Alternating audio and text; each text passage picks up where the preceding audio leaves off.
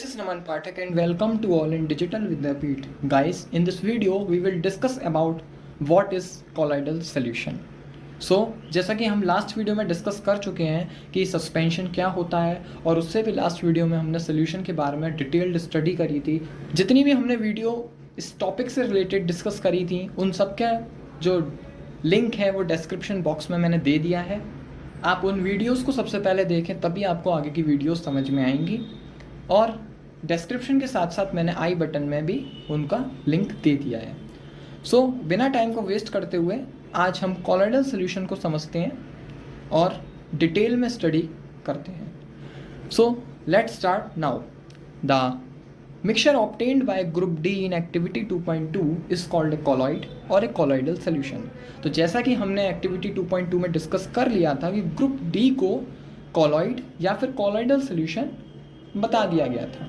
Group A और group B को हमने सॉल्यूशन बताया था, ग्रुप सी को हमने सस्पेंशन बताया था और ग्रुप डी को कॉलोइडल सॉल्यूशन बताया था या फिर कॉलोइड बताया था। अब क्यों बताया था, किस बिहाफ पे हमने बोल दिया था, ये चीज़ हमने वहाँ डिस्कस नहीं करी। उस चीज़ का डाउट आपको आज की इस वीडियो में क्लियर होगा। Now the particles of a colloid are uniformly spread throughout the solution. अब जो पार्टिकल्स होते हैं कॉलोइड के वो पूरी तरीके से यूनिफॉर्मली स्प्रेड हो जाते हैं सॉल्यूशन के अंदर, मतलब पूरी तरीके से फैल जाते हैं। Due to the relatively smaller size of particles as compare to that of suspension, the mixture appears to be homogeneous, but actually a colloidal solution is a heterogeneous mixture. For example, milk. तो इतना ज़्यादा छोटा size होता है particles का, अगर हम suspension के टर्म में कंपेयर करें इस चीज़ को कि जो मिक्सचर होता है वो हमारा होमोजीनियस की तरह दिखाई देता है, बट एक्चुअली में क्या होता है, वो एक कॉलोइडल सॉल्यूशन जो होता है वो हमारा हेट्रोजीनियस मिक्सचर होता है। अब हेट्रोजीनियस होमोजीनियस मैं बार बार नहीं बताऊंगा, वो ऑलरेडी डिस्कस कर चुके हैं हम अपनी कुछ पिछली वीडियोस में। अब इसका एग्जाम्पल क्या हो गया, वो हमारा मिल्क हो गया। अब देखो मिल्क को आप दूर से देखोगे तो क्या लगता है, बस एक सफ़ेद कलर होता है जिसका और लिक्विड होता है, बट एक्चुअली में वो दिखने में क्या होता है, वो होमोजीनियस दिखाई देता है ना। बट अगर हम उसको ध्यान से देखें तो उसके ऊपर हमको फैट दिखाई देता है। फैट इन द सेंस उसके अंदर जो चिकनाई होती है वो हमको उसकी लेयर पर दिखाई देती है, क्योंकि हम डिस्कस कर चुके हैं, हम पढ़ भी चुके हैं बहुत बार कि वाटर जो होता है वो कभी, वाटर और ऑयल जो होता है वो कभी एक दूसरे में मिक्स नहीं होते हैं। ये आगे और इसमें भी आएगा, लेकिन ये हम पहले भी डिस्कस कर चुके हैं इस चीज़ को। तो इसीलिए मैंने बोला कि एक्चुअली में वो क्या होता है, होमोजीनियस की तरह दिखाई देता है, लेकिन एक्चुअली में जितने भी कॉलोइडल सॉल्यूशंस होते हैं वो हमारे हेट्रोजीनियस मिक्सचर की फॉर्म में होते हैं। Now because of the small size of the colloidal particles we can not see them with naked eyes, but these particles can easily scatter a beam of visible light as observed in activity 2.2. अब जितने भी हमने discuss किया अब तक उसमें हमने देखा कि छोटे पार्टिकल्स की साइज की वजह से हम क्या कर रहे थे, उनको अपनी नेक्ड आइज से नहीं देख पा रहे हैं। जितने भी कॉलोइडल सॉल्यूशंस हैं या फिर कॉलोइडल पार्टिकल्स हैं उनको हम अपनी नेक्ड आइज से नहीं देख पा रहे थे। क्यों नहीं देख पा रहे थे, क्योंकि उनका जो साइज़ है वो बहुत ज़्यादा छोटा है। बट इसका मतलब ये नहीं है कि वो स्कैटरिंग नहीं करेंगे। उसने क्या किया, विजिबल लाइट जो थी, बीम की जो विजिबल लाइट थी उसको स्कैटर कर दिया आसानी से। अब ये क्या हो गया, अब तो बोलोगे भैया आपने कंट्राडिक्शन डाल दिया कि आप बोल रहे थे पिछली वीडियोस में कि स्मॉल पार्टिकल्स का जो साइज़ था उसकी वजह से हम स्कैटरिंग नहीं देख पा रहे थे, लेकिन यहाँ पे आपने बोल दिया कि यहाँ पर हम देख भी नहीं पा रहे हैं उसको और यहाँ पर स्कैटरिंग भी हो रही है। तो इसका भैया सिंपल सा मतलब है कि सिर्फ हम ही तो नहीं देख पा रहे, हमें हमारे आँखों में ही तो इतनी कैपेबिलिटी नहीं है कि हम उन पार्टिकल्स को देख पाएँ, लेकिन उस लाइट के अंदर इतनी प्रॉपर्टी होगी, इतनी कैपेबिलिटी होगी, या उनका पार्टिकल्स का साइज़ इतना बड़ा होगा कि वो उसको आसानी से स्कैटर कर दें। बस हम ही तो नहीं देख पा रहे क्योंकि हमारी वो विजिबल रेंज से बाहर चला गया, इसलिए तो नहीं देख पा रहे। हम कोई भी चीज़ दुनिया की तभी देख पाते हैं जब हमारी वो विजिबल रेंज के अंदर होती है। Beyond this range we can't see anything in this world. So इसने इसीलिए बोला है कि हम भले ही उसको नहीं देख पा रहे अपनी नेक्ड आइज से, लेकिन फिर भी क्या हुआ, ये जो पार्टिकल्स थे वो आसानी से स्कैटर हो गए।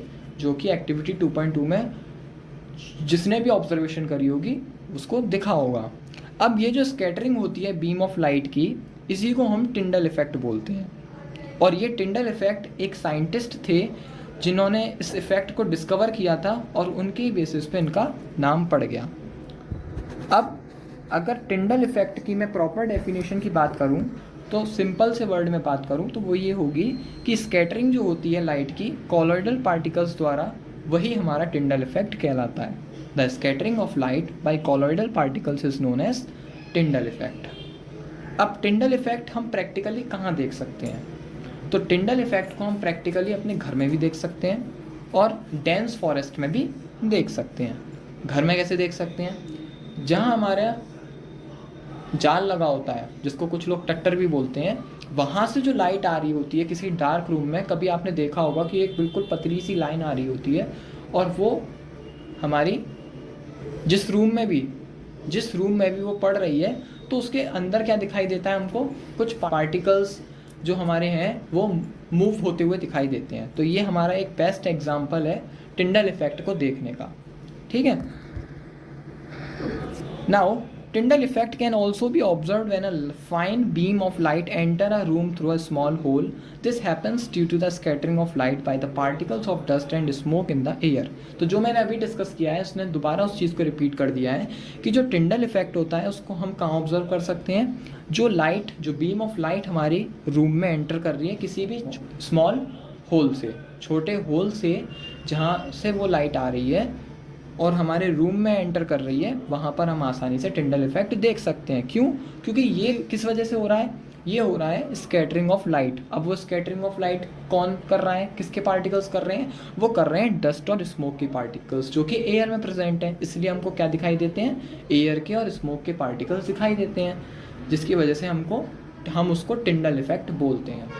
नाउ एक नीचे दिया हुआ है फिगर, इससे आपको एक और चीज़ क्लियर होगी कि देखिए हमारा जो सॉल्यूशन है कॉपर सल्फेट का, जहाँ पे हमको टिंडल इफेक्ट नहीं दिखाई दे रहा है, तो उसका क्या मतलब है कि यहाँ पर स्कैटरिंग नहीं हुई। अगर स्कैटरिंग हुई होती तो पाथ विजिबल होता, और स्कैटरिंग नहीं हुई तो उसका मतलब क्या है कि यहाँ के जो पार्टिकल्स हैं वो छोटे छोटे हैं, उनका साइज़ जो है वो काफ़ी ज़्यादा स्मॉल है। बट अगर मैं वाटर और मिल्क की बात करता हूँ, वो दोनों ही हमारे क्या कर रहे हैं? टिंडल इफेक्ट को शो कर रहे हैं। ठीक है। तो वाटर क्या कर रहा है? हमारा वाटर और मिल्क जो है वो दोनों टिंडल इफेक्ट को शो कर रहे हैं। अब कैसे बोल सकते हैं टिंडल इफेक्ट को शो कर रहे हैं? क्योंकि भैया यहाँ पे पाथ विजिबल हो रहा है, और पाथ विजिबल हो रहा है इसका मतलब क्या है कि पार्टिकल्स का साइज़ इतना बड़ा है कि भैया उनको हम अपनी आंखों से देख सकते हैं। और नहीं भी देख पा रहे हैं तो फिर भी वो स्कैटरिंग कर रहे हैं, क्योंकि उनके लिए जो बीम ऑफ लाइट है उसके लिए वो इतना बड़ा पार्टिकल है कि वो आसानी से स्कैटर कर सकते हैं, भले हम अपनी नेक्ड आई से ना देख पाएँ। समझ में आ गया? तो बस यहाँ तक हमारा टिंडल इफेक्ट ख़त्म होता है। अभी एक और प्रैक्टिकल एग्जांपल देखेंगे टिंडल इफेक्ट का। वो क्या है कि Tyndall effect can be observed when sunlight passes through the canopy of A dense forest. तो टिंडल इफेक्ट का हम ऑब्जर्वेशन वहाँ पर भी देख सकते हैं, जितने भी हमारे घने जंगल होते हैं वहाँ पे इतने ज़्यादा जो पेड़ होते हैं वो एक दूसरे में घने हुए होते हैं कि उनमें छोटे छोटे से बस कुछ जगह बचती हैं, जिनको हम कैनोपी बोलते हैं। जो जगह बचती हैं उन पेड़ों के बीच में, घने पेड़ों के बीच में जो जगह बचती है उसको हम कैनोपी बोलते हैं। उसमें से जो लाइट आ रही होती है, उसमें से जो डेंस लाइट आ रही होती है वो हमारा टिंडल इफेक्ट शो करती है। अब वहाँ पर कैसे शो हो रहा है? तो फॉरेस्ट में क्या होता है? मिस्ट प्रेजेंट होती है। मिस्ट क्या होती है? ओस। तो ओस के अंदर क्या होता है? कई सारे ड्रॉपलेट्स होते हैं वाटर के। देखा होगा नॉर्मली जो हम ओस वगैरह में गाड़ी वगैरह खड़ी रहती हैं या कोई हमारे कपड़े पड़े हैं तो वो गीले हो जाते हैं, या गाड़ी की जो गद्दियाँ होती हैं वो भी गीली हो जाती हैं। क्यों? क्योंकि मिस्ट क्या है? Mist is nothing but a टिनी droplets of water. ठीक है। तो मिस्ट क्या है? हमारे टिनी ड्रॉपलेट्स हैं वाटर की, जो कि हमारा क्या कर रही हैं? एक पार्टिकल्स जो हैं कॉलॉइड के वो हमारे एयर में डिस्पर्स्ड हैं, उसका काम कर रही हैं। अब डिस्पर्स क्या है? ना तो वो पूरी तरीके से घुल रही हैं कि भैया पूरी तरीके से इस तरीके से घुल जाएं कि वो एक होमोजीनियस मिक्सचर बना लें, ना ही वो हमारे नीचे आके सस्पेंड हो रही हैं पूरी तरीके से। तो क्या है? वो पूरे के पूरे उसमें फैली हुई हैं। बल्क ऑफ द मीडियम में पूरे बल्क जो यहाँ पे एयर है, पूरा इन्वायरमेंट है, वहाँ पे वो फैली हुई हैं। कुछ टाइम बाद क्या होगा, धीमे धीमे धीमे जाके वो नीचे सस्पेंड हो जाएंगी। सो हमने अब तक कॉलॉइड या फिर कॉलॉइडल सोल्यूशन इसको समझा, टिंडल इफेक्ट क्या होता है उसको समझ लिया। अब हम डिस्कस करेंगे what is the properties of A colloid और ए कॉलॉइडल सोल्यूशन। तो सबसे पहली प्रॉपर्टी है कि कॉलॉइड हमारे क्या होते हैं, हेट्रोजीनियस मिक्सचर होते हैं। ठीक है, तो ये हम ऑलरेडी डिस्कस कर चुके हैं डिटेल में। नेक्स्ट प्रॉपर्टी क्या है कि जो साइज होता है पार्टिकल्स के कॉलॉइड का वो काफ़ी ज़्यादा छोटा होता है कि हम एक इंडिविजुअल पार्टिकल्स को अपनी नेक्ड आई से नहीं देख सकते। अगर कई सारे पार्टिकल्स हमारे मिल जाएंगे तो भले ही हमें दिख जाएं, लेकिन हम एक इंडिविजुअल पार्टिकल्स को अपनी आंखों से नहीं देख सकते। नेक्स्ट प्रॉपर्टी क्या कहती है कि कॉलॉइड्स जो होते हैं वो हमारा इतने बड़े होते हैं कि वो आसानी से स्कैटरिंग कर दें। जो लाइट होती है, बीम ऑफ लाइट होती है, उसको आसानी से स्कैटर कर दें, और स्कैटरिंग की वजह से क्या होगा, हमें जो पाथ होगा वो विजिबल होगा। अब यहाँ पर फिर वही कि कॉलॉइड हमारे इतने बड़े हैं कि सिर्फ और सिर्फ स्कैटरिंग कर पा रहे हैं, इतना बड़ा साइज़ नहीं है कि हम अपनी आंखों से उसको देख सकें। तो ये चीज़ डाउट को अपने माइंड में क्लियर कीजिएगा कि उनका जो कॉलॉइड का जो साइज़ है वो इतना तो बड़ा है कि वो स्कैटरिंग कर पा रहे हैं, बट इतना बड़ा नहीं है कि हम अपनी आंखों से देख सकें। ठीक है, लास्ट प्रॉपर्टी क्या बोलती है, they do not settle down when left undisturbed, that is a colloid is quite stable. तो ये सेम सोल्यूशन की तरह है कि ये हमारे जो कॉलॉइड के जो या फिर कॉलॉइडल सोल्यूशन के जो पार्टिकल्स होते हैं, अगर हम उसको अनडिस्टर्ब्ड छोड़ दें, बिना छेड़खानी करे रख दें, तो उसके कोई भी पार्टिकल्स नीचे जाके नहीं बैठते। और नीचे ना बैठने की वजह से हम क्या बोल सकते हैं कि कॉलॉइड जो होगा, जब हमने उसको डिस्टर्ब किया था तब जैसा था वैसा का वैसा ही सेम बाद में रहेगा after undisturbed. After some time जब हमने उसको बिना छेड़खानी करे छोड़ दिया था तब भी वैसा ही का वैसे ही रहेगा। इसलिए हमने क्या बोला कि कॉलॉइड क्या है, हमारे स्टेबल फॉर्म में। ठीक है, लास्ट प्रॉपर्टी है they can not be separated from the mixture by the process of filtration. Again कि जब हम बोल रहे हैं कि हेट्रोजीनियस मिक्सचर है बट पार्टिकल्स का साइज इतना छोटा है कि हम अपनी विजिबल आई से नहीं देख सकते हैं और स्कैटरिंग हो रही है, लेकिन जब हमने इसको फिल्टर पेपर से पास किया और by the process of filtration हमने इस पर अप्लाई की, तब यहाँ पर जो पार्टिकल्स थे वो सेपरेट आउट नहीं हो पाए। लेकिन हम इसको एक स्पेशल टेक्निक जो सेपरेशन की होती है, सेंट्रीफ्यूगेशन प्रोसेस, जो कि हम आगे डिस्कस करेंगे। काफ़ी सारी हम सेपरेशन टेक्निक्स को अब नेक्स्ट वीडियो से डिस्कस करना स्टार्ट करेंगे, तो वहाँ पर हम कॉलॉइडल पार्टिकल्स को सेपरेट आसानी से कर सकते हैं। तो होपफुली गाइस यहाँ तक आपको क्लियर हुआ होगा। अब यहाँ पर लास्ट हमको डिस्कस करना है सिर्फ 2 टर्म को, और बहुत ही ज़्यादा इंपॉर्टेंट टर्म्स हैं, डिस्पर्स फेज, डिस्पर्जन मीडियम। तो जितने भी कॉलॉइडल सोल्यूशन के कंपोनेंट्स होते हैं वो 2 चीज़ों से मिलके बने होते हैं। जैसे सोल्यूशन था, सॉल्यूशन भी हमारा 2 चीज़ों से मिलकर बना हुआ था। क्या क्या, सॉल्यूट और सॉल्वेंट। और सॉल्यूट क्या था, जो हमारा कम अमाउंट में प्रेजेंट होता है, सॉल्वेंट क्या था, जो हमारा ज़्यादा अमाउंट में प्रेजेंट होता है। दोनों का कॉम्बिनेशन हमारा सोल्यूशन बना देता है। इसी तरीके से यहाँ पर भी 2 चीज़ें हैं, disperse phase and dispersion medium. यहाँ पर क्या होगा, डिस्पर्स फेज और डिस्पर्सन मीडियम दोनों मिलकर क्या बना देंगे, कॉलॉइडल सोल्यूशन बना देंगे। अब डिस्पर्स फेज और डिस्पर्सन मीडियम क्या होता है वो 1 बाय 1 डिस्कस कर लेते हैं। तो डिस्पर्स फेज क्या होता है कि जितने भी हमारे कॉलॉइडल सोल्यूशन में या फिर कॉलॉइडल फॉर्म में या कॉलॉइड फॉर्म में जितने भी हमारे सॉल्यूट लाइक पार्टिकल्स होते हैं या सॉल्यूट लाइक कंपोनेंट्स होते हैं, डिस्पर्स पार्टिकल्स होते हैं, वो सारे हमारे क्या होते हैं, डिस्पर्स फेज होते हैं। अब सॉल्यूट लाइक पार्टिकल्स का मतलब क्या है, सिंपल वर्डों में बताऊं, किसी भी कॉलॉइडल सोल्यूशन में या कॉलॉइड में जो कम अमाउंट में प्रेजेंट होगा वही हमारा क्या कहलाएगा, डिस्पर्स फेज कहलाएगा। और इसका जस्ट उल्टा वो कंपोनेंट जो डिस्पर्स फेज जिसमें मिला होगा, जिसमें सस्पेंड होगा, वही हमारा डिस्पर्जिंग मीडियम कहलाएगा। तो और डिस्कस करूँ छोटे शब्दों में सॉल्यूशन से कंपेयर करके, तो डिस्पर्जिंग मीडियम क्या होगा, जो हमारा सॉल्वेंट लाइक सब्सटेंस होगा, जो ज़्यादा अमाउंट में प्रेजेंट होगा, वो हमारा क्या कहलाएगा, डिस्पर्जिंग मीडियम कहलाएगा। अब इसके काफ़ी सारे एग्जांपल्स हम आगे डिस्कस करते हैं और वहाँ पर जाके आपको दोनों की टर्मिनोलॉजीज क्लियर होंगी।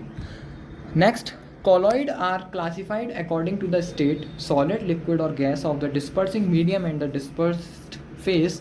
A few common examples are given in table 2.1. From this table you can see that they are very common everyday life. तो यहाँ पर कॉलॉइड्स जो होते हैं उनको क्लासीफाई किया गया है उनके स्टेट के बेसिस पे. सॉलिड, लिक्विड, गैस, तीनों स्टेट हम पढ़ चुके हैं ऑलरेडी. उनके बेसिस पे हमने इसको डिवाइड किया है, क्लासीफाई किया है, और डिस्पर्सिंग मीडियम और डिस्पर्स्ड फेज के टर्म में. तो कुछ एग्जांपल्स जो हम डेली अपनी लाइफ में देखते हैं, और डिस्पर्सिंग मीडियम और डिस्पर्स्ड फेज जो दोनों हम अपनी डेली लाइफ में देखते रहते हैं, वो हम उस टेबल 2.1 में डिस्कस करेंगे. तो यहाँ पर अगर हम टेबल 2.1 में आएँ तो बहुत ही ज़्यादा इंपॉर्टेंट टेबल है, और ये टेबल आगे जब आप बड़ी स्टडीज़ करोगे 11th-12th की तो वहाँ पर भी आती है, और वहाँ पर भी इससे रिलेटेड चीज़ें आती हैं. तो सबसे पहला क्या है, disperse phase, dispersion medium, type and example. तो डिस्पर्स फेज मैं अगेन बता देता हूँ, जो कम अमाउंट में प्रेजेंट होगा, सॉल्यूट लाइक सब्सटेंस जो होगा किसी भी कॉलॉइडल सोल्यूशन में, वो हमारा डिस्पर्स फेज होगा. और जो ज़्यादा अमाउंट में प्रेजेंट होगा, या ये बोल सकते हैं जिस चीज़ में हमारा डिस्पर्स फेज मिला हुआ होगा, वही हमारा क्या कहलाएगा, डिस्पर्सिंग मीडियम कहलाएगा. अब उसका ये टाइप दे रखा है कि उसको किस नाम से जानते हैं, और उसके कुछ एग्जांपल्स दे रखे हैं. तो जैसे हम एग्जांपल्स लेते हैं, जैसे फॉग, क्लाउड, मिस्ट. फॉग हमारा जो कोहरा होता है वो, क्लाउड्स हमारे बादल, और मिस्ट हमारी ओस. तो यहाँ पर देखो जितनी भी तीनों चीज़ें हैं, चाहे हम क्लाउड की बात करें, चाहे फॉग की बात करें, चाहे मिस्ट की बात करें, तो उसमें क्या होता है, बेसिकली गैस ज़्यादा अमाउंट में प्रेजेंट होती है, लिक्विड हमारा कम अमाउंट में प्रेजेंट होता है. कोहरे से भी हम गीले हो सकते हैं, और ओस से भी हम गीले हो जाते हैं थोड़ी देर बाद ही, और क्लाउड से जो बारिश आती है, जो पानी हमारा गिरता है, उससे भी हम गीले हो जाते हैं, मतलब उनमें भी लिक्विड प्रेजेंट है. तो लिक्विड क्या है, कम अमाउंट में प्रेजेंट है, इसलिए हम क्या बोलेंगे, वो डिस्पर्स्ड फेज है. और गैस हमारी ज़्यादा अमाउंट में प्रेजेंट है, इसलिए हमने क्या बोलेंगे, उसको डिस्पर्सिंग मीडियम बोलेंगे. और इसी टाइप को जब हमारा लिक्विड डिस्पर्स फेज हो और गैस हमारा डिस्पर्सिंग मीडियम हो, दोनों मिलके हमारा क्या बना देते हैं, एक टाइप बना देते हैं जिसको हम क्या बोलते हैं, एरोसॉल बोलते हैं. ठीक है. Next example, smoke, automobile exhaust. Smoke जो धुआं होता है नॉर्मली, और ऑटोमोबाइल एग्जॉस्ट जो हमारी गाड़ियों में से धुआं निकलता है वो. उसमें क्या होता है, कुछ हमारे सॉलिड पार्टिकल्स होते हैं, जो हमारे बेकार के पार्टिकल्स हैं, सॉलिड पार्टिकल्स जो हैं वो, और वो हमारे कम अमाउंट में प्रेजेंट होते हैं. और बेसिकली स्मोक है, धुआं है, तो उसमें क्या होती है, सबसे ज़्यादा गैस प्रेजेंट होती है, इसलिए डिस्पर्सिंग मीडियम क्या हो गया, गैस हो गया. और इसी के टाइप को भी हम क्या बोलते हैं, एरोसॉल बोलते हैं. मतलब जब हमारा सॉलिड डिस्पर्स्ड फेज होगा और गैस हमारी डिस्पर्सिंग मीडियम होगी, और दोनों जब मिलेगा तो कंबाइंड मिलके हम क्या बोलेंगे, कॉलॉइडल सॉल्यूशन बोलेंगे. किस टाइप का, एरोसॉल टाइप का. थर्ड हम डिस्कस करते हैं शेविंग क्रीम, जो शेविंग करने में काम आती है. वहाँ पर भी देखो लिक्विड और गैस दोनों प्रेजेंट हैं. जो हमारा फॉर्म की शेप बन जाती है सफ़ेद कलर की, वाइट कलर की, वो भी हमारा क्या है, लिक्विड और गैस का ही तो मिक्सचर है. तो गैस वहाँ पे कम अमाउंट में प्रेजेंट है, इसलिए वो क्या है, डिस्पर्स फेज है. और लिक्विड हमारा ज़्यादा अमाउंट में प्रेजेंट है, इसलिए हम क्या बोलेंगे, डिस्पर्सिंग मीडियम बोलेंगे. फोर्थ, मिल्क और फेस क्रीम. तो मिल्क और फेस क्रीम क्या है, मिल्क दो अलग अलग लिक्विड्स का मिक्सचर है, और फेस क्रीम भी हमारी दो अलग अलग लिक्विड्स की मिक्सचर है. तो जब हमारा डिस्पर्स फेज भी लिक्विड हो और डिस्पर्सिंग मीडियम भी लिक्विड हो, बट जो पहला लिक्विड है वो दूसरे लिक्विड के कंपैरिजन में कम अमाउंट में प्रेजेंट हो, या फिर दूसरे शब्दों में हम ये बोलें कि एक लिक्विड हमारे दूसरे लिक्विड में जब मिला होता है तो हम क्या बोलते हैं, उसको इमल्शन बोलते हैं. ठीक है. Next, milk of magnesia, mud. Milk of magnesia हम ऑलरेडी डिस्कस कर चुके हैं. जब हम मैग्नीशियम हाइड्रोक्साइड को जब वाटर में मिक्स कर देते तो मिल्क ऑफ मैग्नीशिया बन जाता है, और मड हमारी दलदल जो होती है उसको बोलते हैं. तो जब हमारा मिल्क ऑफ मैग्नीशिया हो गया या मड हो गई, जैसे मड ले लेते हैं, मिल्क ऑफ मैग्नीशिया नॉर्मली सबने नहीं देखा होगा, मड सबने देख रखी है, दलदल. वहाँ पे क्या होता है, जो हमारी मिट्टी होती है वो सॉलिड फॉर्म में है. उस सॉलिड फॉर्म में जब बारिश हो गई, पानी ज़्यादा अमाउंट में चला गया, तो क्या बन जाती है, दलदल बन जाती है. तो वही चीज़ कि जब हमारा लिक्विड ज़्यादा अमाउंट में हो जाए और सॉलिड कम अमाउंट में हो जाता है, तो उस फेज़ को हम क्या बोलते हैं, उस टाइप को हम क्या बोलते हैं, सोल बोलते हैं. और उसके एग्जांपल्स मिल्क ऑफ मैग्नीशिया और मड हो गए. नेक्स्ट, फॉर्म, रबर, स्पंज और प्यूमाइस. तो फॉर्म नॉर्मली जो हमारा जो स्पंज वगैरह होते हैं उसी तरीके के हम हमारे फॉर्म आते हैं. रबर पता ही है आपको, स्पंज हमारे घरों में यूज़ होता है, शर्ट्स वगैरह में भी लगा हुआ आता है। और पिमाइस भी एक तरीके का पत्थर होता है, चिकना पत्थर होता है, इसी की तरह होता है जैसे हमारे पैर वैर जो एड़ी वगैरह को साफ़ करने में काम आता है, उस टाइप का एक पत्थर होता है, चिकना पत्थर। तो उसमें भी क्या होता है, जो डिस्पर्जिंग मीडियम है सॉलिड है, क्योंकि वो ज़्यादा अमाउंट में प्रेजेंट है हमारा उस कॉलॉइडल पार्टिकल में, कॉलॉइडल सोल्यूशन में, और गैस जो है वो कम अमाउंट में प्रेजेंट है। तो जब हमारा गैस डिस्पर्स फेज हो और सॉलिड हमारा डिस्पर्जिंग मीडियम हो, दोनों मिलके क्या बना देंगे, फॉर्म बना देंगे। नेक्स्ट हम डिस्कस करते हैं जेली और चीज़ बटर। तो जेली नॉर्मली हम घर में खाते ही हैं, चीज़ भी हम खाते हैं, खा रखी है, और बटर भी हम डेली खाते ही हैं, ठीक है। तो ये तीनों ही हमारे क्या होते हैं, जिसमें हमारा बटर नॉर्मली अमूल वगैरह का आपने देखा होगा या घर में निकला होगा, उसमें क्या होता है, वो सॉलिड फॉर्म में होता है, बट एक्चुअली में क्या होता है, उसमें थोड़ा बहुत लिक्विड भी होता है। जैसे ही वो थोड़े टाइम तक रखा रहे तो वो क्या होता है, पिघलने लगता है। तो उसका मतलब क्या है, लिक्विड फॉर्म में भी है। तो मतलब क्या हुआ कि सॉलिड हमारा ज़्यादा अमाउंट में प्रेजेंट है, लिक्विड हमारा कम अमाउंट में प्रेजेंट है। इसलिए जो लिक्विड होगा वो हमारा डिस्पर्स फेज होगा, सॉलिड हमारा डिस्पर्जन मीडियम होगा या डिस्पर्सिंग मीडियम होगा। तो इन दोनों को जब हमारा कॉम्बिनेशन मिल जाएगा तो हम उसको एक क्या टाइप का नेम दिया है, जेल टाइप का नेम दिया है। कि जितने भी हमारे जेल होते हैं उसमें क्या होता है, सॉलिड हमारा ज़्यादा अमाउंट में होता है, लिक्विड हमारा कम अमाउंट में होता है, जिसको हम डिस्पर्सिंग मीडियम बोलते हैं और डिस्पर्स्ड फेज बोलते हैं। लास्ट है हमारा कलर्ड जेमस्टोन, मिल्की ग्लास। तो कलर्ड जेमस्टोन हम सभी देखते हैं, जैसे मोती हो गया और रूबी हो गया, नीलम हो गया, हम काफ़ी सारे मोती और ये सब चीज़ें देखते हैं, तो हम कलर्ड जेमस्टोन होते हैं वो। और मिल्की ग्लास जो हमारे वैसे सफ़ेद जो ग्लास होते हैं, चीनी मिट्टी के ग्लास जो होते हैं, उस टाइप के जो ग्लासेस होते हैं, उसमें क्या होता है, वो दोनों ही हमारे सॉलिड फॉर्म में होते हैं। मतलब चाहे डिस्पर्स फेज की बात कर लूँ, चाहे मैं डिस्पर्स मीडियम की बात कर लूँ, वो हमारे दोनों ही सॉलिड फॉर्म में होंगे। बट लेकिन एक जो सॉलिड होगा वो कम अमाउंट में होगा, जिसको हम डिस्पर्स्ड फेज बोलेंगे, और एक सॉलिड जो होगा वो ज़्यादा अमाउंट में प्रेजेंट होगा, जिसको हम डिस्पर्सिंग मीडियम बोलेंगे। और जब दोनों सॉलिड हमारे डिस्पर्सिंग मीडियम और डिस्पर्स्ड फेज के मिल जाएंगे तो वो कंबाइंड करके एक टाइप बना लेंगे, जिसको हम क्या बोलते हैं, सॉलिड सॉल बोलते हैं। और इसके एग्जाम्पल हम कलर्ड जेमस्टोन, मिल्की ग्लास हो सकते हैं। तो होपफुली गाइस ये हमारा कॉलॉइड और कॉलॉइडल सोल्यूशन भी आज ख़त्म होता है। उम्मीद करता हूँ कि आपको कॉलॉइडल सोल्यूशन, कॉलॉइड समझ में आया होगा, और उससे रिलेटेड हमने जो कुछ भी आज पढ़ा, हमने उसके टाइप्स पढ़े, जो भी हमने डिस्कस किया, वो सब कुछ आपको समझ में आया होगा। अब भी डाउट रहता है तो आप मेरे को कमेंट कर सकते हैं, कमेंट में जो भी डाउट हो वो मैं आपके क्लियर करूँगा। और मेरी एक आपसे रिक्वेस्ट है कि वीडियो को ज़्यादा से ज़्यादा शेयर करें, लाइक करें, कमेंट करें और सब्सक्राइब करें डिजिटल विद्यापीठ को। मिलते हैं ऐसी एक इंटरेस्टिंग और कंसेप्चुअल वीडियो में। तब तक के लिए tata, bye bye, take care.